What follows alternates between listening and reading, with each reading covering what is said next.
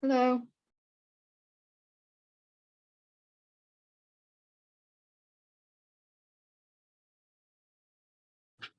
Hey, Liz. Hi. Everybody's coming in. Hi, Dawn. Good morning. Good morning, Jean. Oh. Okay.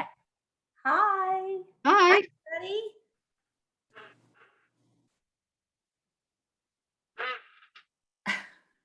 Jean's still connecting. I don't hear her yet.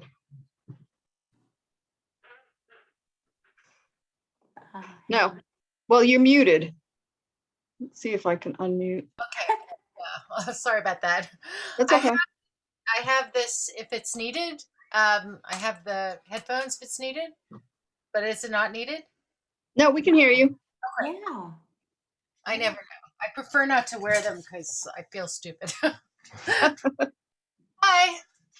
This is for laugh. Hopefully you won't make any noise. And Peter, he usually doesn't make any noise either. Is he the cat? Oh, yes. Every writer needs a black cat, right? I don't know. Do they?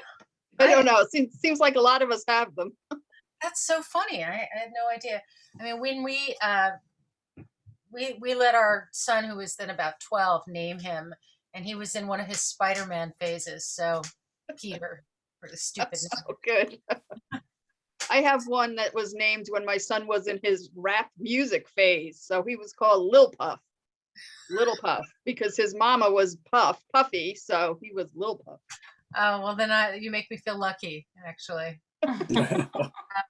Yeah. Sorry. Okay, now, you know what? I'm going to put you out of the room. That's what I'm going to do. I don't want you on So, Dawn, just to let you know, the meeting came on recording, so we don't have to worry about that. It's recorded. Okay. Cool. Hey, so I'm glad this worked out. Sorry about the other day. I don't know what happened. Still don't know what happened. Yeah, we don't either, but I mean, maybe it was for the best in the long run, because again, with it being summertime and we're coming out of a pandemic, I think trying to do something on a Sunday afternoon at 3:00, like I think we may have to rethink our whole program for the summer. Okay. People want to get out into the world a little bit, so I think at the end of the day it worked out. So welcome, and we thank you for being patient with us and helping us reschedule. And we are the Atlanta chapter of Sisters in Crime. Are you familiar with Sisters in Crime? This is a group of women who write suspense, right?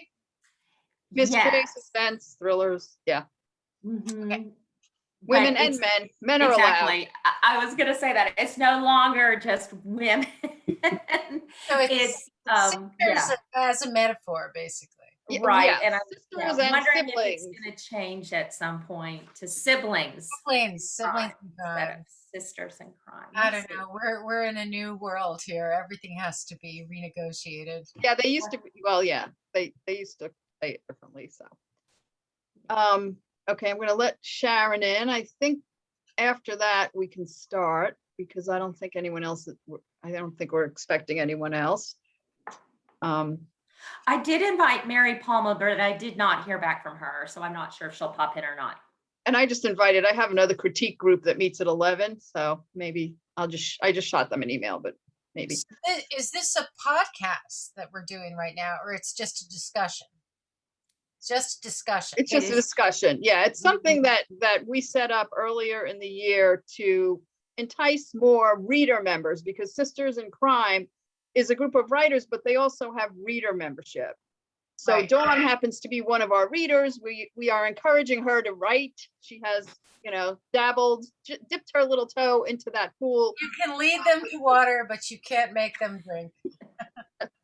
But she's right now she's our reader member, and we've discussed how to interact, or how to encourage more reader members. So this was something that we came up with, interviewing authors and in our genre for the most part. So okay. and a lot of them are Sisters in Crime members. What genre is it? I mean, I never know what genre I'm in. So yeah. So Well, we've noticed Like that. crime fiction, I guess, mystery, suspense. It's a wide range, really. That's good. It's a big tent. It is a big tent. There's an Yeah. insecurity about this because I am not a reader of mysteries, and I know that it's a whole world, and I am not part of that world. You could name the biggest, star in the firmament of mystery fiction, and I may not know who it is. So, I mean, please That's okay. We'll forgive you. Yeah. I read constantly. I just have never really cared who did it. That's the problem. Yeah. And I think Well, a lot of times there's other things besides. I mean, there are a lot of mysteries that are whodunits and that kind of thing, but there's, I think there's more, different types of mysteries. There's, some that are more psychological suspense. I think that's gotten really popular. right. Those I read. Yeah. I mean, I read anything that's described as having a twist, Mhm. but they usually don't. Yeah. Yes. It's easy to say, hard to do. It's exactly. You're kind of like, well, describe twist. you Yeah. know. I mean, Exactly. we just want to be surprised. And I've noticed that readers of thrillers and mysteries, I guess, are testing themselves against the author from page one. Mhm. They're rolling up their sleeves. Can they figure it out? Yeah. We want to solve the puzzle. Or you tell them, and when they do, because they usually do, because it's usually not that hard, they will email you and congratulate themselves. And I mean, just last night, I was in the cab with my kids and my husband, which is unusual in itself because our kids are in their 20s. And I was reading aloud to them an email I had just received through my website in which the writer, I hope it's not somebody on this call, the writer is basically saying, congratulate me because I figured it out before you revealed it. And that to me is not that remarkable. And it's not something I need to congratulate somebody for. Besides, with this book, they're usually referring to one little piece of the reveal, and nobody has ever gotten the whole thing, which was my intention. So I never know how to respond or if to respond. Probably there isn't a response. Thank you. Yeah. I Um, just say thank you, congratulations, and thanks for reading my stuff. Yeah. I guess it's just, I mean, I don't think I've ever written to an author to say, good book. I did figure it out before you wanted me to. Yeah, it's I guess I would just keep it to myself. I don't know. well, good book, but I figured it out. Yeah. I mean, we know you're smart because you're a reader, because you're not reading Dick and Jane, because you're not reading Goosebumps, as an adult. I know you're intelligent. You don't have to tell me that you're intelligent. But I guess, but it's, it's their prize for solving the puzzle. Yeah. They get bragging rights.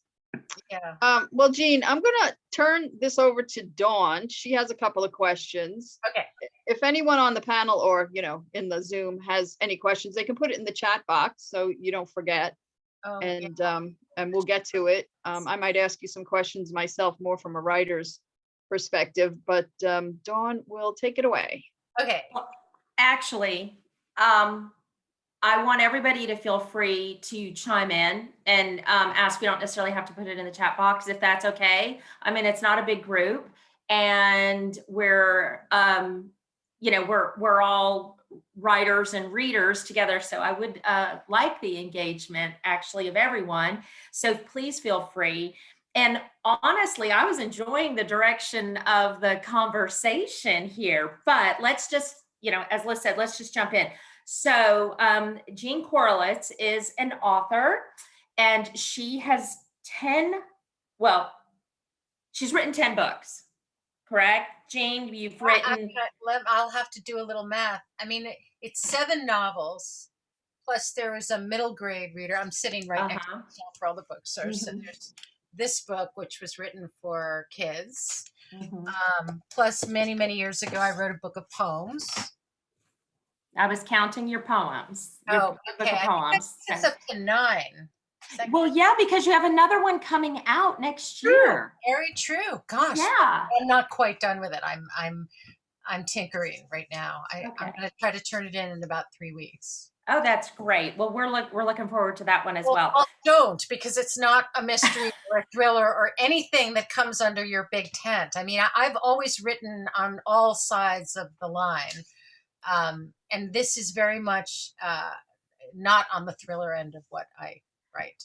And I've got a huge complex about it already, that people are going to hate it because now they've come to, The Undoing and this. The new one is it is a literary novel. It is there's no crime. Nobody even jaywalks.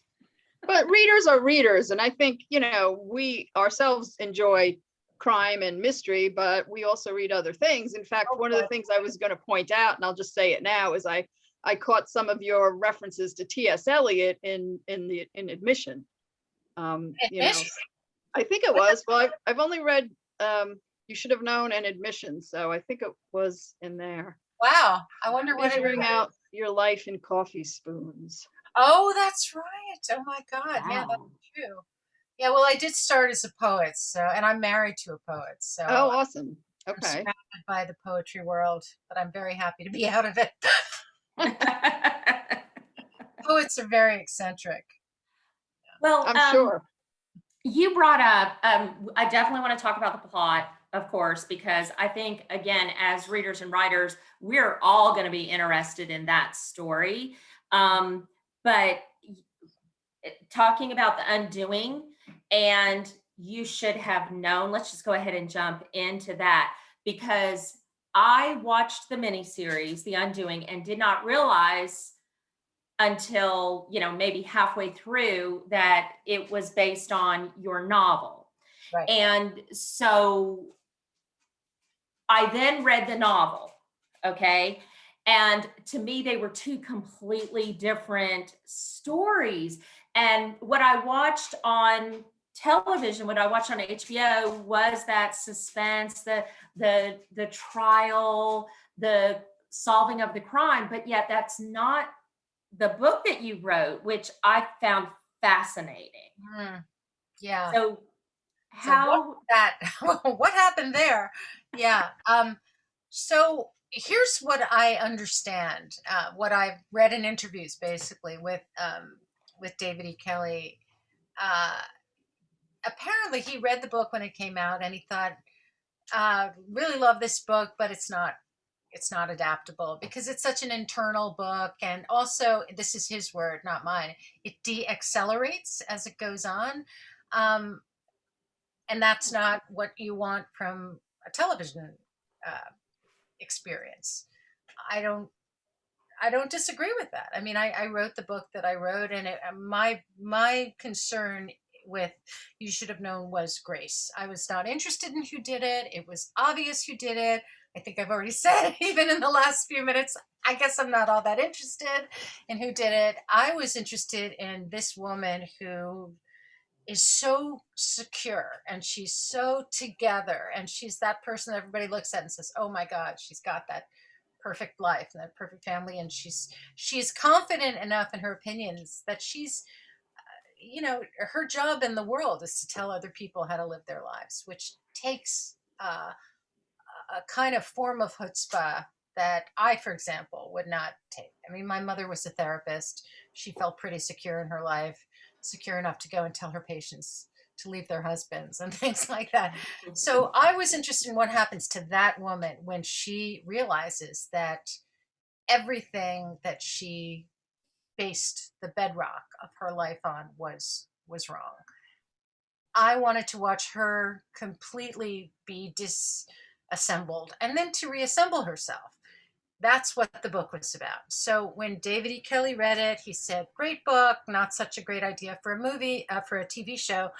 But then apparently he kept thinking about it. And then he read the book again, maybe a year later. And he said, we can take these characters and this situation and go in a different direction. He bought the book. He said to me at the outset, this is a different animal. Jonathan is going to be there. It's going to be more of a whodunit. There's going to be a trial. There's going to be a lawyer. And I said, great. I had kind of learned my lesson with admission that you have to let go. And that was, that adaptation was much closer to the book than You Should Have Known. But I really was quite zen about it. And by the time the episodes were ready to share with us, we were right at the beginning of the pandemic, and they were so generous about sharing the episodes so that I could share them with my family. We were all in different places, and it was a really great thing for us to be doing in those early weeks. They delayed the premiere. It was supposed to come out last May, and then they moved it to October because when the shutdown happened, they were apparently in the middle of post-production, so they weren't ready. But they didn't show us the final episode. I didn't see the final episode till you saw the final episode. I mean, I'm sitting on my couch with my husband going, I wonder who did it. I mean, I had no idea. I mean, I thought it was Sylvia. So what do I know? But I mean, I hope I'm not ruining it for anybody who hasn't watched the series, but I felt somewhat vindicated that it came back to my story. But by then it had gone so far afield that, it almost didn't matter. Did that experience change at all how you write? Do you have that in the back of your mind? Did it change how you write? Like, oh, I have to accelerate this at the end, or That's a really good question. I mean, no, not really. I mean, it's a different. I'm still interested in what's going on in people's heads. I'm much more interested in that breakdown and in some cases rebuild. In the plot, he doesn't get to rebuild his life. Sorry if that's ruining for everybody, but yeah. But this time, and the plot is going to be a TV series, and this time I get to be in the writing staff, which is something I really, really wanted. I want to keep learning new things. I'm a little terrified to do it, but I'm really excited too. That doesn't mean I'm going to be the strongest voice in the room or saying you can't do that. Knowing me, I'm going to be saying, great idea, great idea. I'll just do that. To the 22-year-old film student this is her first job. She knows more than I do about it. But yeah.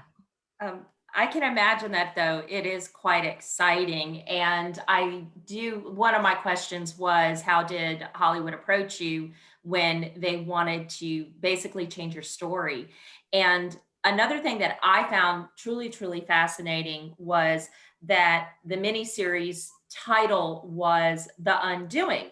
And even after I watched every episode and I got to the end, I sat there and kind of like scratched my head, and I was like, why? Well, right. Why The Undoing? And of course I came up with my own answer as to why they called it that. And then when I read your book, I was talking to Liz about this. First off, I think the title is perfect. And as I'm reading the book, I'm like, why did they change the title? This title is perfect. You should have known. But at the end, when I was pondering it, which I do after I read, I was pondering it and I thought to myself, boy, this poor woman just completely came undone. And then the light bulb went off. That's why they probably changed it to The Undoing. But I don't necessarily think they conveyed that. Yeah, that's an excellent point. Someone told me that it is a psychological term, the undoing. I haven't investigated. That may have been part of the decision, but I was not asked about it. I wasn't even told about it. I read about it in the press release. I remember vividly reading on my phone. I knew the press release was coming out. They had not told me they were changing the title. It kind of ruined the moment because I was like, oh shit, what does this mean? And I was kind of whining about it and worrying about it. And my friend Ayelet Waldman, who's also a novelist, she said, what's the matter with you? Just change the name of your book. And I was like, you know what? I can do that because the book's been out for a couple of years. And what does it matter? It's not like this happened a week after the book was published. Right. I won't lie to you. It was it created a lot of headaches it meant that they had to redo this and redo that. But it, it had to be done because nobody knew it was my book. So Right. And I noticed that as well when I decided I wanted to read the book and I went in search of it. I was struggling to find a copy of it with the original title. right, And I found one, as you can see. yeah, But because I noticed they were marketing it and reproducing it as The Undoing. yeah. And but I will tell you this: I was in a Barnes and Noble yesterday, and this copy was there. Oh, great. Yeah, with this title. Good. So it wasn't the Thank you for finding retail at your local bookstore. That's great. Thank you. yeah.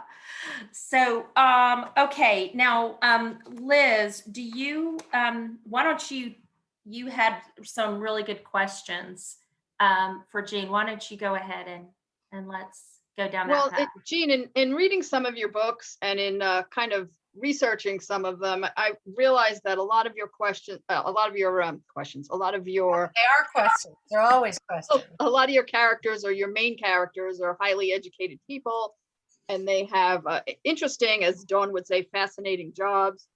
Like Grace was a not just a therapist, but she was a therapist who had, achieved some advanced degrees. Portia Nathan in admission was a admission counselor who had graduated from Dartmouth. Jacob Bonner in your new one in the plot is a professor of in an MFA program. So A crappy Sorry? program. I haven't read it yet. In The White Rose, there's a female history professor at Columbia University. So we're kind of seeing a trend of highly educated people, some of them Ivy League. How do you do your research on their professions? That's not difficult at all, because that's what my life is. I'm married to a Princeton professor. I've had a front row seat to higher education for the last 30 years. The hard part for me is writing characters who are not from that background, and I've got a lot of insecurity about that. So whenever I am writing a character who is not articulate, is not educated, is not intellectual, that's when I really am sort of falling over myself. And I've noticed that even those characters are kind of strivers intellectually, even though they haven't been formally educated. They're self-educating in some ways. For example, my novel, The Sabbath Day River, which came out in, I think, 1999, is about a woman who is a VISTA volunteer. VISTA was the Domestic Peace Corps in the 60s and 70s. And she's a VISTA volunteer in northern New Hampshire. And that's a crime novel. that's the one that I always thought was the movie or the TV show. So she's up in northern New Hampshire in this really remote place, and she gets involved in just a horrendous story involving a case of infanticide. And the woman who's accused of the murder of her child is this, uneducated young woman.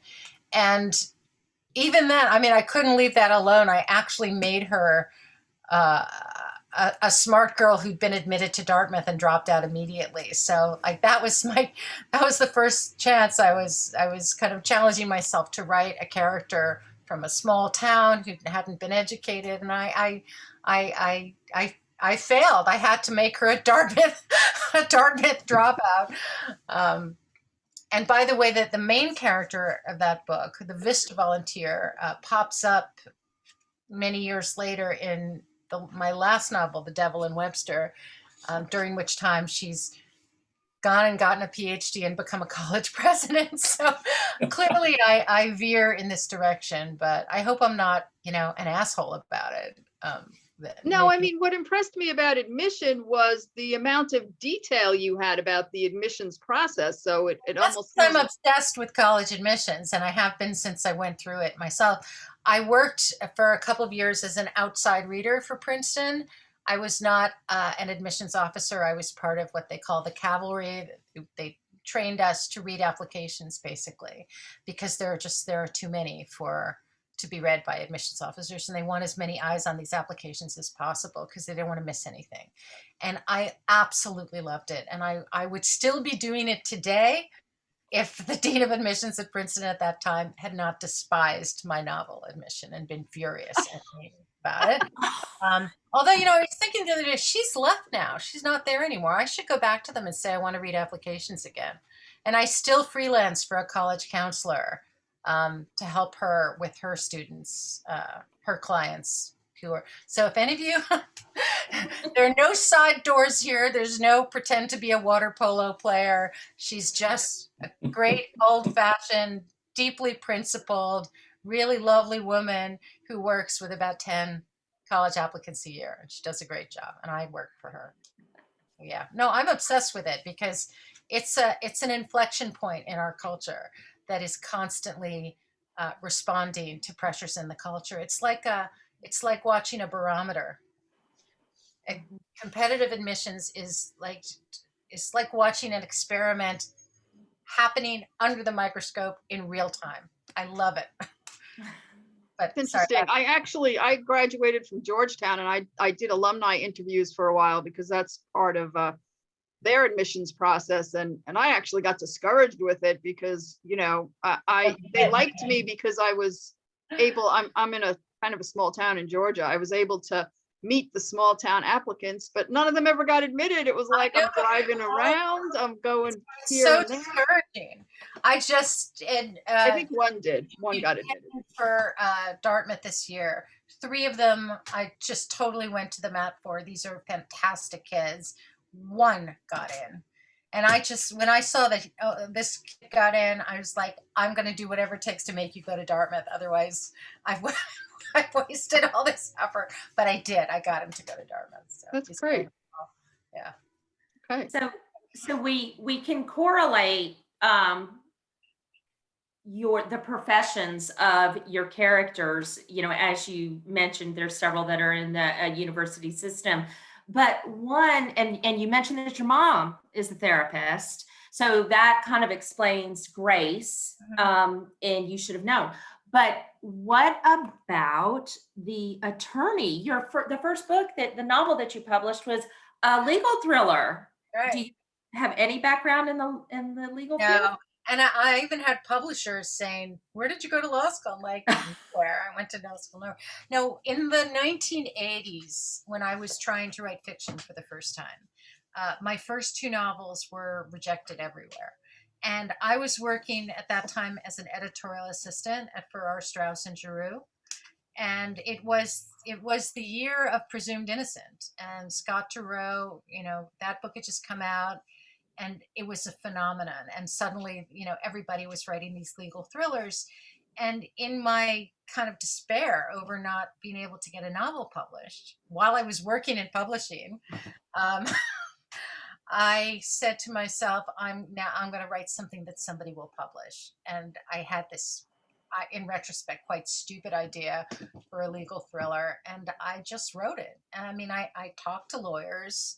A lot of the book had to do with jury selection, which was a whole kind of evil profession at the time. There was one woman in particular who was hired for all of these high-profile cases, and she would go in and she'd, basically tell the lawyer who to put on the jury, and they kept winning their cases. So I took it a little step farther. It's the only book I tell people don't read. It just seems stupid to me in retrospect. Well, you mentioned that your first 2 novels didn't sell. Have you revisited those? Are they perhaps part of your no? No. At one point, my agent at that time, when she sold the legal thriller, I said to her, "Great, let's go back to these 2." And I showed them to her, and she read them, and she said, "No, you've gotten better. Put these away and leave them there." And I know she's right. I haven't looked at them in many, many years. Mm-hmm. Funnily enough, I'm friendly with Joyce Carol Oates because of all the years that I lived in Princeton. And Joyce keeps bringing up that first the first of my 2 unpublished novels. And she keeps talking to me about it as if it were published and people had read it. Oh, Joyce, you're the only person who ever read that book. And she keeps saying, that was such a good book you wrote. And like, thank you. You're the only person on the planet who can say that to me. So, Well, maybe that tells you something for your future. well, I think the hardest thing for me, which I'm sure is the hardest thing for any writer, is to move on from a novel that nobody wants to publish. And it is devastating, and I can see why people can't do it. But the moment you put that book down and you go back to the computer, back to the typewriter, and you say, now I'm going to start again, it is the most kind of, I have the deepest respect for anybody who does that. And frankly, this is the thing in my own writing life that I respect the most, that I did that.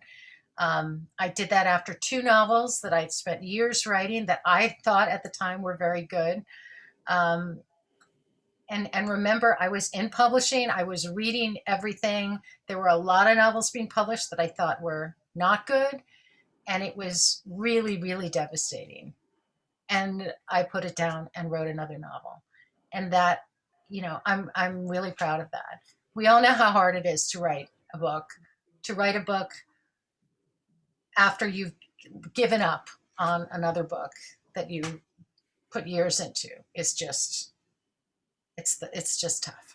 It's really tough. Well, I think I have often heard authors say that their first book that's published is not the first book that they wrote. So I guess I'm not at all surprised, but nobody has ever shared with me the emotional side of having to put your baby in a drawer, right? Terrible. It's all the emotions at once.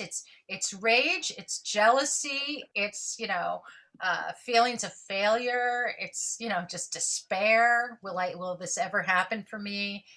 Even if I spend 2 years on another book, is this going to happen again? But look, going down the mine is hard too, Mm-hmm. Working as a chambermaid in a Motel 6 is hard too. There's all kinds of hard out there. At least I get to do my work in my pajamas, and that's a big plus. So, Well, let's talk a little bit about what got you where you are. I mean, we know a little bit from our conversation already. You graduated from Dartmouth with an English degree. Yeah. And then you went abroad and studied in England. And was that to pursue a master's? No, I think I already knew that I wasn't bound for academia myself. I really love academia, but I hate research myself. So I sort of saw it as 2 years to read and write. And also I desperately wanted to live in England. I'm a huge Anglophile, and I had a little obsession with Sylvia Plath, and she'd gone off to Cambridge, and and this is why I can never be too snooty about the MFA programs, because I basically had my personal MFA program pursuing, a degree that I knew I was never going to use. It really was 2 years to kind of sit, write, read, figure things out. At the end of it, I met my husband, and my life was changed that way. And at that time I was really only writing poetry. So I hadn't even gotten to over my incredible fear of writing fiction and failing, So, it takes a while to get there. And the nice thing for us as writers, I mean, beyond the pajama part, is that we get better. I mean, it's not like you're a ballerina, if you haven't made it by 18, you're not going to make it, or a gymnast, or even an actor. I mean, we have time, we get better. Every book we read makes us better writer. This is what I always say to young people who show me their work. It doesn't matter what you're writing at 16. The fact that you're writing at 16 is great. But even if you weren't, it matters what you're writing at 25, 30, 35, 40, just go on, because we have this wonderful situation that it's not negatively correlated to our age. So, I mean, if I could have, splashed back some of that wisdom onto my 20-year-old self, I would have been even happier. But I did have a sense of the kind of the long runway that that was in front of me. I mean, obviously I wanted to get there as fast as possible. I'm reading Jay McInerney, I'm reading Bret Easton Ellis. They're my age, they're babies. They have these massive successful novels. Some of that group was better than others in terms of their talent. But yeah, I was very jealous. But your intention always was to write. Like that was your goal. That was. It wasn't so much that my intention was to write. It was absolute conviction that there was nothing else I could do. So I love it. I can make chocolate dipped strawberries because my first job was in a chocolate store, and I can write novels, and that's it. Those are my two marketable skills right there. Well, you've already mentioned Sylvia Plath, and I guess she influenced you. What in novel writing, who do you think influenced you? Was there one author that you really admired, one novelist, or does all your influence come from the world of poetry? Oh, no. I always think of it in terms of the books rather than the authors, because, I mean, with the exception of Jane Austen, who never put a foot wrong, even the novelists that I have loved have disappointed me with other novels. So, I I have this kind of life list of the books that are just that changed me and that I revere. And I've added to it just in a very small way as I've gone through my life. So I have these 6 novels that are the thing for me. But I mean, if you ask me what is the most important book I ever read, it's not a novel. It's D'Aulaire's Book of Greek Myths, which I swallowed whole as a child and just completely oriented me in the world, mainly because it made me an atheist at age 8. And I've never, even though I have a fascination with religion, I'm constantly reading about religion, and I'm fascinated by religious faith. It absolutely situated me in the universe when I was 8 years old, and so I think that probably qualifies as the most life-changing book. Well, you also have to share your list of 6. You can't get away with that. Oh, sorry. Okay, well, Pride and Prejudice, duh. It is just the greatest novel ever written. You've all read it, so I don't have to say anything about it. Marilyn Robinson's Housekeeping, which is actually referenced in the plot. That is one of my favorite novels. Yeah, well, you might have a problem reading the plot then. It might. Oh, okay. Please read it anyway, but. I will. Yeah. Anyway, and I'd love to hear from you after you read the plot. Okay. I'd love to hear what your thoughts are about that. My name is Asher Lev by Chaim Potok, which is a novel that I'm Jewish, but never been a religious person. It kind of oriented me as a Jewish person intellectually. And I named my son Asher after it. Unfortunately, I read it again about 10 years ago, and it wasn't as well written as I remembered, but it's still a very important book. And then for me, the wild card, the one that always surprises people is the Odessa File by Frederick Forsyth, which, it's so great. It is so great. And it's also so well written. It's so suspenseful. And then depending on how well you remember it, there's this talk about a twist. There's a huge twist. And it's a very powerful book for me. And then as I approached my elderly years, I decided that there were 2 more books I was going to add to my list. And one is Neville Shute's A Town Like Alice, which I think is a brilliant book and so beautifully written. It's the great novel of Australia, and it doesn't even get to Australia until like 2/3 of the way through the book. It just defies its own expectations at every turn. It's so beautifully written. And finally, the great Irish novelist Molly Keane.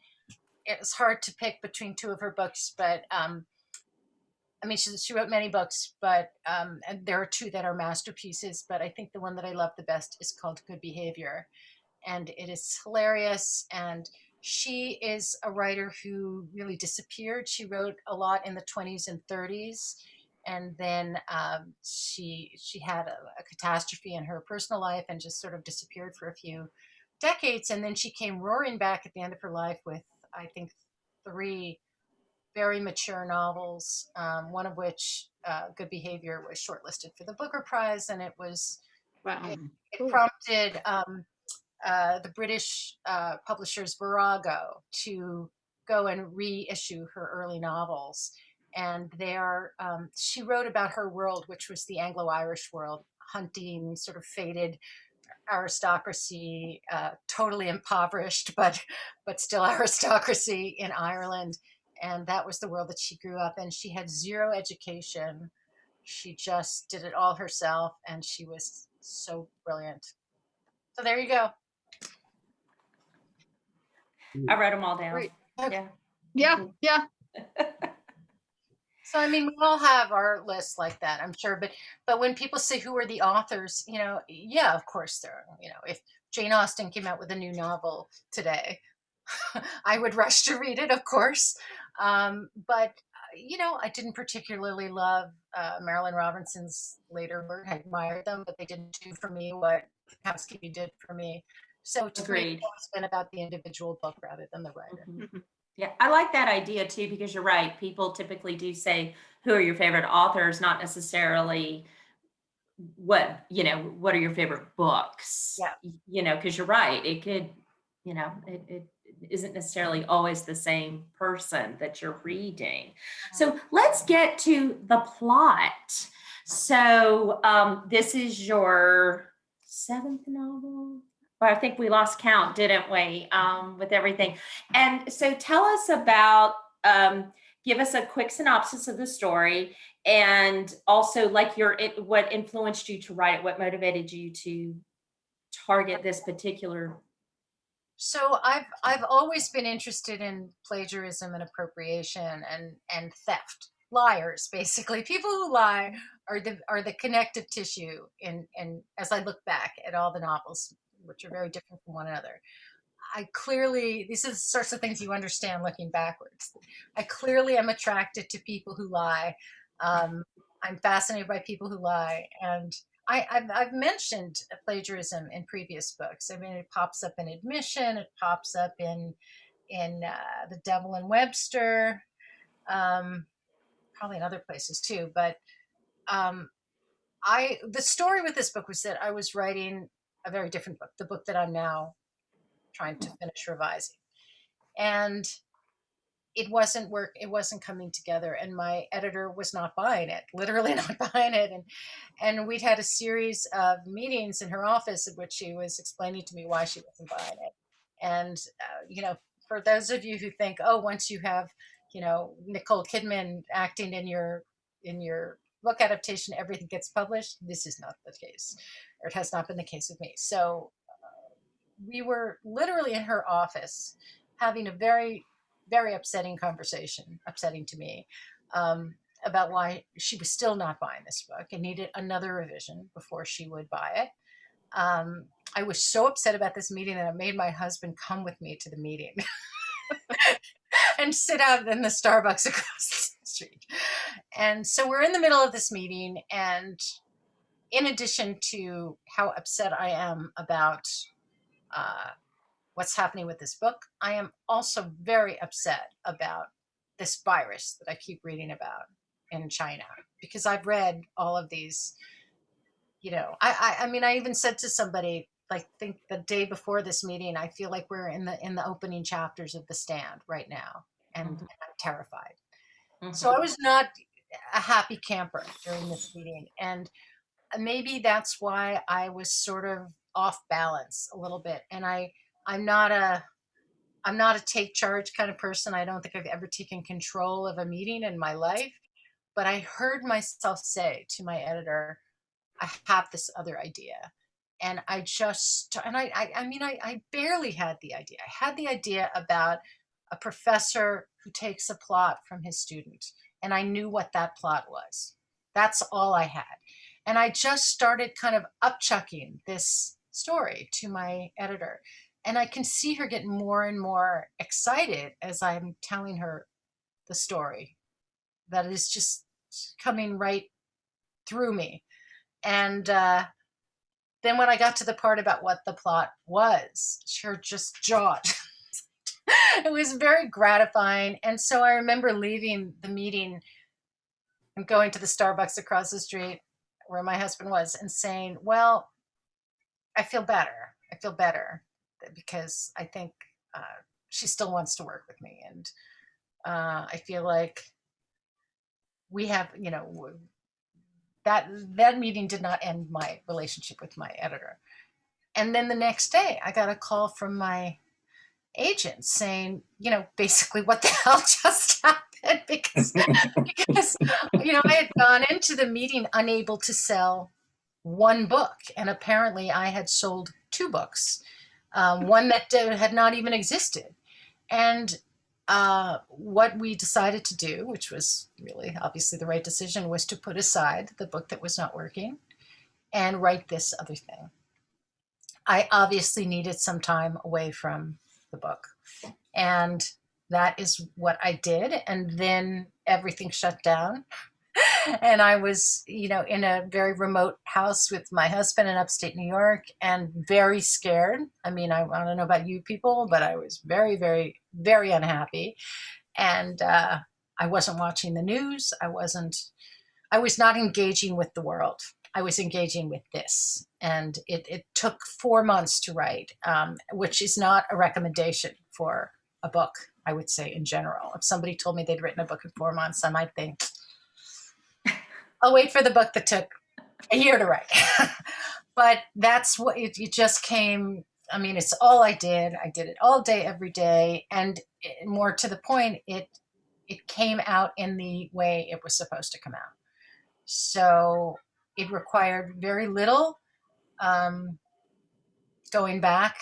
There was one point where I had to go back and unravel things a bit. That took about 2 or 3 weeks. But on the whole, it was it. I mean, it got revised later, of course, line by line, but the book itself was pretty much as it was supposed to be. One thing that it was missing at that point, for those of you who've already read the book, is the excerpts of Jake's novel. The novel within the novel were not there. And I turned in the book without it, and my editor said to me, "Where are the excerpts?"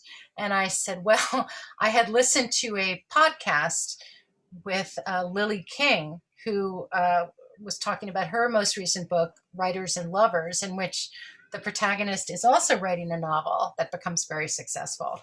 And somebody on the podcast, the interviewer said, well, we don't actually read any of this book that she's writing. And Lily King said, yeah, I decided not to write it because, I keep telling the reader how great this novel is. And I mean, every time I thought about writing an excerpt, I was so terrified that people would say, well, what's the big deal with this? And I thought, great, she didn't write hers, I won't write mine.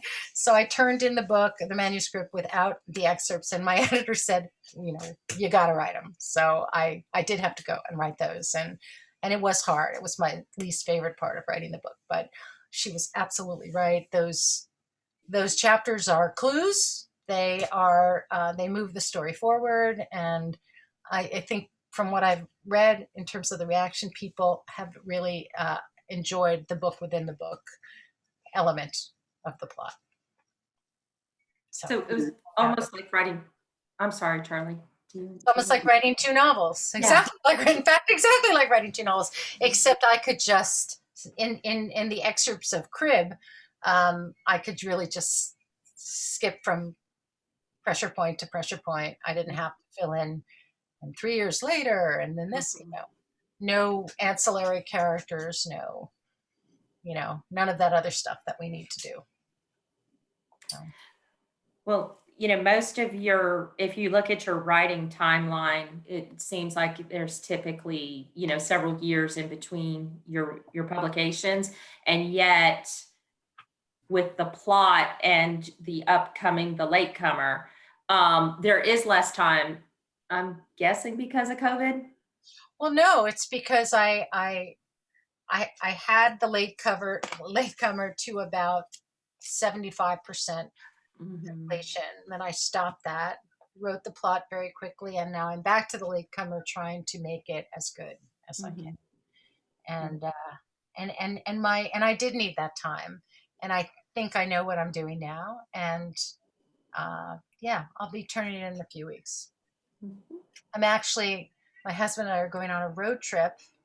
I'm trying to turn it in before we leave on a road trip. We're going on a road trip around the Midwest. It's so exciting. We will be in Tennessee. We're doing an event at Parnassus Books in Nashville together. We're doing our first in-person event in 2 years. If any of you're all in Atlanta, but if you know anybody who's going to be in Nashville, we'll be there. Well, that's great. Well, Nashville's not that far. Maybe we have a road trip, guys. Yeah. When is it Nashville? Because there's Killer Nashville conferences in August. It's the end. I'm getting you. I think it's July 26th. Okay, so it's a little bit before the Killer Nashville. Because a lot of us are going to that conference, and in fact, I think Parnassus Books has handled our book sales at our conference before. I'm not sure if they're doing. I think it's a different bookstore that's doing it this year, but a couple of years Parnassus Books has handled it. Well, they'll probably tape it as well and put it on the. You referenced the pandemic and how much impact it had on you personally. Are you going to incorporate something about that in subsequent books? Never. I mean, I was so scared because I am terrified by anything apocalyptic and post-apocalyptic. I would never, I mean, I revere Stephen King, but today I don't think I would ever read The Stand. I read it as a teenager. I mean, I read what was it? Emily St. Mandel, Station 11. That was terrifying to me. I've said to all my writer friends, if you want to write a memoir, if you want to write a novel about a pandemic, go with God, but I am not reading it. I am done. Like Neville Shute on the beach. Never. Wouldn't read it. It's like, I'm not surprised that he wrote it. He had that kind of brain, but no, I couldn't follow him there. It's all because when I was a kid, my parents, in an incredible lapse of parenting, took me to see the Omega Man with it's true, and I was Charlton Heston. I was so terrified, and ever since then, I'm just anything about the end of the world. World War C. Oh my God! Yeah. I remember my son wanted to see it, and I waited outside in the car. I wouldn't go see it with him, and then I was in a bar or in a shop or something, and they had it on the TV, and I recognized what it was, and I turned around. No, thank you for asking, but I will not be writing about the pandemic ever. But don't worry, a lot of people will. You'll have plenty of books to read. It's not for me. That is true. Okay, so a couple of other things that we did, because I didn't read Jean's bio. So a couple of things I haven't mentioned is she also co-authored a theatrical play based on James Joyce's short story. Copy away. I can't hold it up. Yes, go ahead. Yeah. So James Joyce's short story, The Dead. Yeah. Okay. And you did an adaptation. Yeah, my husband and I adapted this together here. www.thedead1904.com. So this is our production. It ran for 3 years, 3 Christmas seasons in New York City. We partnered with the Irish Repertory Theater, which is a wonderful small theater company here in New York. And the idea was to take The Dead, which many people feel is the greatest short story or novella ever written, and make it an immersive experience. So as you may know, the story takes place at a party in 1904 Dublin on the Feast of the Epiphany. So that's January 6, 1904. And the party is full of musicians and singers because the two elderly sisters who are hosting the party are music teachers. So all their students are there, and a famous tenor is there. So there's a lot of entertainment during the party, and there's a famous meal, and we created the meal. So everybody is sitting down together to eat this meal while the actors are acting the scene through the meal, and it was really just wonderful. However, we lost our venue, which was a key element to, and if you look at the website, you'll see how important that venue was, and we are unlikely to get that venue back, and we have not been able to find a suitable venue. So if we were ever able to find it, we would come roaring back with another production. But that is the script of the production that my husband and I adapted together. I am not an expert on James Joyce. He kind of is. So he brought all the good stuff in the script either comes right from James Joyce or from my husband. Well, I know that Melissa Gilbert was one of the actresses in it. I'm not sure who else you had, or was she it all 3 years? She played the lead, Greta Conroy, for year 2 and year 3. The first year we had Kate Burton, Richard Burton's daughter, and she was absolutely brilliant. And the other actors were New York theater actors. I don't think any of them were well known for film or television. So guys, kind of imagine you're going to a theater and you get to actually eat and partake in the scene without having any lines, and next to you is Melissa Gilbert or Kate Burton reciting. I mean, the image of that just really is fascinating. Special. And so the setup in the dining room was, we had long tables around the periphery of the dining room, but in the middle was the table that the actors were at, and they were performing. And then we had 4 audience members who were actually at the table with the actors. So like occasionally an actor would sort of offer somebody celery and an antique celery. It was just, they knew they were going to be seated in the middle, but it really was fun. We had a lot of, celebrities come to see the show, and that was great too. It was a wonderful thing. I can imagine that. I'm looking at your website. Yeah, it does look very, very rich, and the food looks delicious. Food was delicious, and we had a caterer who, this is a famous food scene, one of the great food scenes of literature. But the meal that they were eating in Dublin in 1904 is difficult to replicate today. I mean, they're eating goose. I don't know if you've ever tried to eat a goose. There's not much on a goose. Mainly what's on a goose is grease. So we interpreted, spiced beef, we made this, the floury potatoes, we made this. We had a kind of a bread pudding as the pudding, but we had all antique china and cutlery and glassware. So you really could imagine that you were in 1904 Dublin, but the food was a little better. There was plenty of alcohol too. Everybody got whiskey. We had a whiskey sponsor and wine. That'll make anything better. It was great. Food's great. Look, we were charging a lot of money for tickets. We had to. It was the only way to do it, and we were not going to serve rubber chicken and say, "Oh, this is goose." No, it was a great meal. Well, as Liz explained at the beginning of our conversation, the intent with this off the shelf was an opportunity to bring readers and together with writers. And yet what I figured out, or what I learned, Jean, is that you actually have already done that with your Book the Writer program. So tell us a little bit about that. Oh, thank you for asking. I'm going to just put it in the chat box. This is a little business that I started years ago. And before the pandemic, we were in-person small groups with authors discussing their new books. When the pandemic happened, I actually resisted going online because the in-the-room experience is so important to me and to everybody who participates, to be able to read, Elizabeth Strout's new book and then go to a living room and sit in a living room with Elizabeth Strout and 20 other people and spend an evening talking about her book is so incredibly special. But eventually I did give in, and I started to put them online, and it's been great actually, because we've had people join us from all over the world.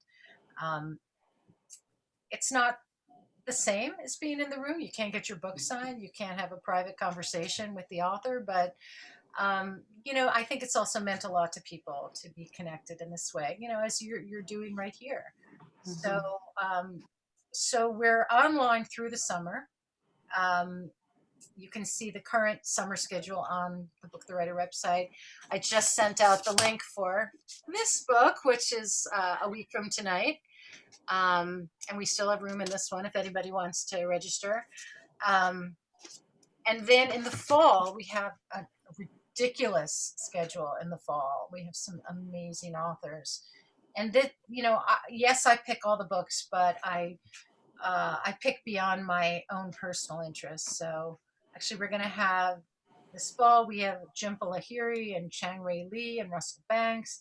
We have the author of the new Sylvia Plath biography, this huge biography called Red Comet. I'm really excited about that.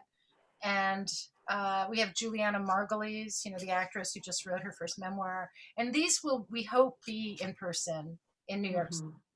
But I am reluctant to lose all of the participants that we've found through the last year. And I'm trying to figure out how to do that. Either we'll do some online and some in person, or I'll rig up some kind of a contraption so that people can join us. I'm taking bids. If you know anybody who knows how to do this or is trying to solve the same problem, by all means, send them in my direction. But I'm very happy to have anybody from your group who wants to participate. You just go to Eventbrite and register, and then we send you the link, and then you're in the room, or the room. Well, I love it. And what made you even think of that idea, like realizing that the experience of having the author with the readers in person would be beneficial, and then getting the authors? I can't imagine that's easy to coordinate their schedules. Well, when it started, I was still living in Princeton, New Jersey. There are a lot of writers who live in Princeton, New Jersey, but I think it was a suggestion, frankly, of somebody at my daughter's school. They were trying to find ways to kind of raise funds for the school. And somebody said to me, all these writers, why don't you have, do some author events? And because I live with writers, and writers are pretty much most of the people I know, it hadn't struck me as all that interesting to be able to sit down and have a conversation with a writer. So I set up those first events sort of thinking, well, who's really going to care? But what I realized in that first incarnation of Book the Writer, which was called the Meet the Author book group, people loved it. I mean, I guess a lot of book groups descend into, I wonder what the author was thinking when, and you can say, hey, Russell Banks, what were you thinking when you wrote this? So I did that for about 6 or 7 years, and I had about 100 authors. And you're right, I was surprised at some of the authors who said yes, really surprised. But I think, as you know, I mean, not many of us are Gillian Flynn or David Sedaris, where we walk into a theater, standing room only, and everybody's a fan. I mean, for us, you go to a Barnes and Noble to give a reading, and if 10 people turn up, hey, that's great. So for many of the authors that I invited to get on New Jersey Transit, I mean, I paid for their train, but I didn't pay them. I said, we're going to sell 20 copies of your book. 20 people are going to go to the bookstore and buy your book. That is a big deal for a lot of us. So when I moved back to New York, I thought maybe I can make this a business. And the first attempt to do that was not successful. What I tried to do initially was to send authors to existing book groups. So your book group is reading Laura Dave. I would, that's a bad example because she doesn't live in New York, but, let's say A.M. Holmes was one of my first authors. You're reading the new novel by A.M. Holmes. I will send A.M. Holmes to your book group. People didn't want to do it. And what they told me was, oh, I think this is a great idea. But when I took the idea to my book group, they didn't want to do it because it costs money, because at this point, I really wanted to pay the authors. But also people, they want to talk about the book for 15 minutes and then talk about other stuff. That's one of the reasons they're getting together. So what I was looking for was that one person in the book group who wanted to meet the author, wanted to pay the author so they could, wanted to pay a fee so they could meet the author. And so I flipped the concept and said, okay, I'm going to set up these groups and I'm going to, open the doors to anybody who wants to register.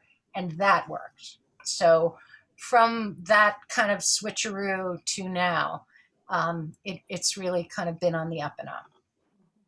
But that's a long answer to your question.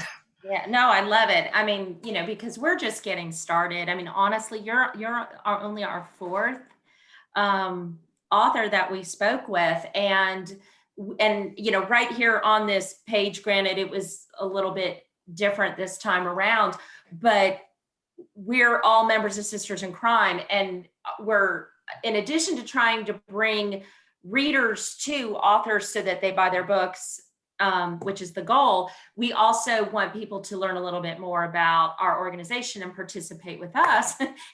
and everyone on this call, except for Eugene, is a member of Sisters in Crime. So it's like, we need some ideas on how to expand our, get the feelers out there a little bit better. Because, I mean, putting the online element aside, to make classic Book the Writer work, you need to be in a city or in a place where a lot of writers live and where a lot of readers live, and where, you can't, I mean, I know Atlanta is a massive city and I don't know the geography that well, but for me to get somebody who lives in Brooklyn to come to Manhattan on a subway is not that big an ask. So it was doable in New York. I'm not sure it's doable in Atlanta because I don't, it may take an hour and a half to get from one end of Atlanta to the other, as far as I know. And it's only 10 miles apart. Yeah, yes, wow. We're a very driving city, so traffic is a big deal. So you're right about that. So I do think, but it was inspiring to know that someone had already kind of sort of paved the way and was successful with it. So I was really excited to learn. I couldn't pay college tuition on what I make for Book the Writer, but I like doing it. It's fun for me. It's also good for me because it helps me not be scared to be speaking in public and stuff like that. It's really taken the edge off that for me, and that's a good thing. But I've also, I mean, it's just me here. I mean, I'm doing it all myself, so I have zero overhead. And I think if I had to pay somebody else, I probably wouldn't do it because I wouldn't be losing money. So don't get into this business thinking you're going to make a fortune, because you're not. Do you limit? I love it. Do you limit how many come? Well, in real life, in the in-person events, I cut off at about 20, 25. I think that's good. Because otherwise it becomes a Q&A, and we really want the conversation. And even on our on the online version, I really hope we don't get above 25, because we like everybody to introduce themselves, and we really like to try to get a kind of in the room experience. But I mean, I don't turn people away. And we've had, we did one with Steve Martin that had 75 people. That was not a conversation, but I think people understood that.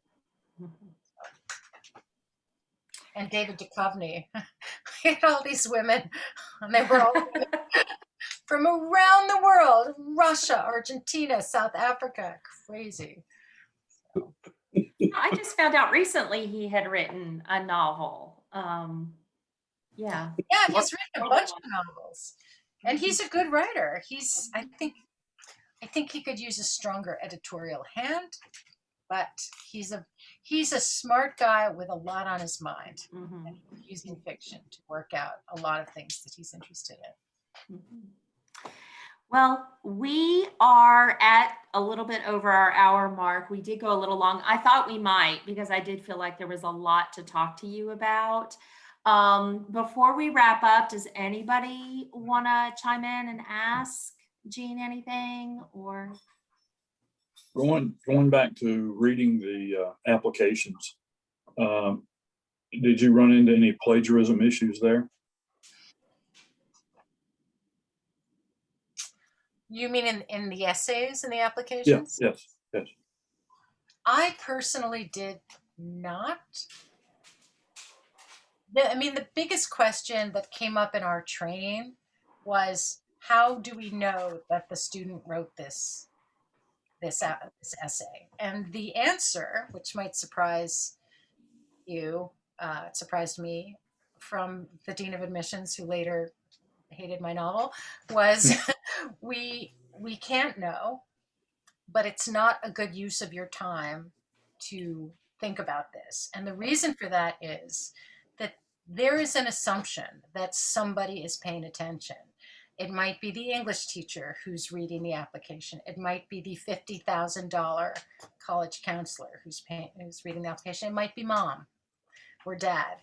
And if there is a purchased essay that they have seen before and they've seen everything before, they will mark it, but that's not the problem. They assume that eyes have been on this application essay. So if you're going to start saying no to the $50,000 college counselor, which you can't do that because it's not legal, then you also have to say no to mom and dad, or the English teacher, or the college, or the guidance counselor. So that's the answer. Okay. That is surprising. Yeah. We have one final question. You told us your list of favorite novels. Do you have one favorite poem? Can you pin it down to one?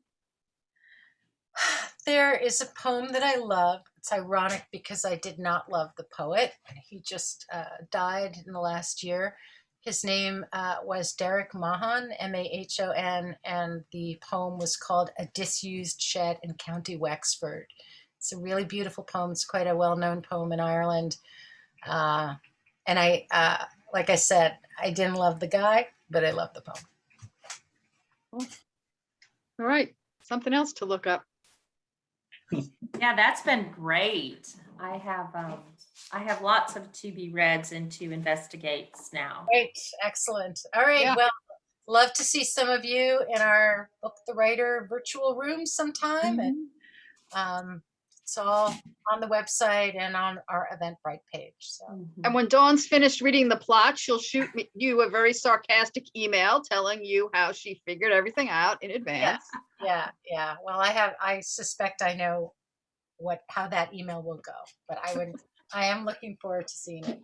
If I do that, Jean, you have permission to reply back to me just as sarcastically. No, I mean, it's fine. It's just the people who are like, I knew on page 200 that. Yeah, it's like he said, it's a competition, it is and we do want to figure it out. That's why we're reading it. But it is funny when you hear from authors who aren't necessarily plotters and they're like, well, I didn't know who did it until the end, until I wrote it. So you can't really know. We appreciate Yeah, how you. about that answer? Gosh, you figured it out before I did. Oh, that's good. That is good. I'm going to do that. Yes, do that. Not before I did. That is really good. I wish I'd thought of that. Okie doke. All right, bye everybody. Really nice. Jean, it was Bye. great. Thank you so Thank you. much. I really enjoyed it. Thank you. Bye. Hi, guys. Bye. Thanks, Dawn, Liz. You're welcome. You guys, thanks for popping on. Seriously. Like, Yeah. it was so last minute. So It was great. Well, great job. Thanks.